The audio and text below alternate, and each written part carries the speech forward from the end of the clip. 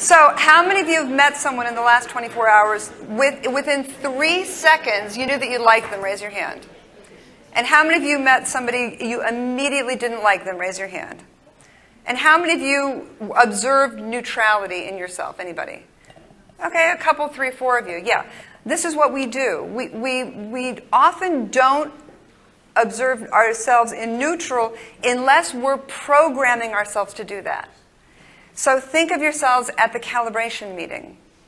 You know, you've got, let's say that you've got 20 candidates, 13 you know, 7 you don't. Is that the right math? 13 and 7, 20, yeah.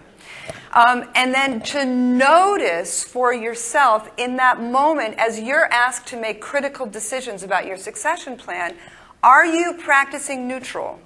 Or are you reacting to the past? And to what extent does that influence the decisions? Here's a little schema for how that works. Human brain. Any neuroscientists in the room, by the way?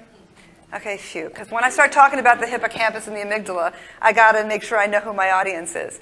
And so the hippocampus is where the short-term memory, it goes initially and then turns into long-term memory. So our candidate, by the way, these two out of Columbia University just released a paper October 12th, which was, last week.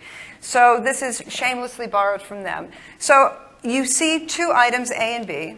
Those 2 items get stored because we're making an association between them. This is not, by the way, in the slides because this just came in a couple days ago.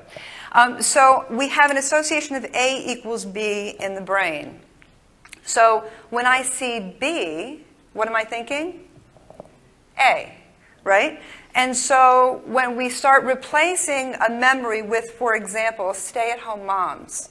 This is June Cleaver. Some of you probably don't even know who that is. But, you know, there's a lot of patterning for people my age, particularly, around what a good woman looks like. And a good woman is someone who dresses up to take care of the home and is there and making meals and, you know, doing what moms do.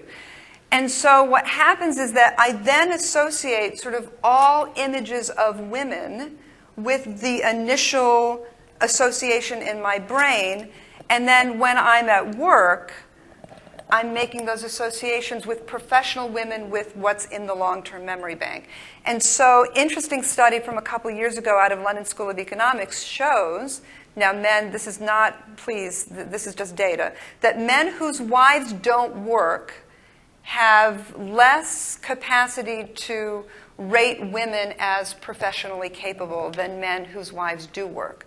So in a planning process, whether it's nominating people for for leadership development, or making those critical decisions about who gets on the plan and who doesn't, this has nothing to do with you guys whose wives don't work. This has to do with the way the brain works. But if you don't know this about how the brain works, then no matter how well intended you are, how inclusive a leader you say you are, our unconscious way of making decisions has us rely on that past association rather than on the woman who's in front of us. And by the way, you can put whatever pictures you want up here.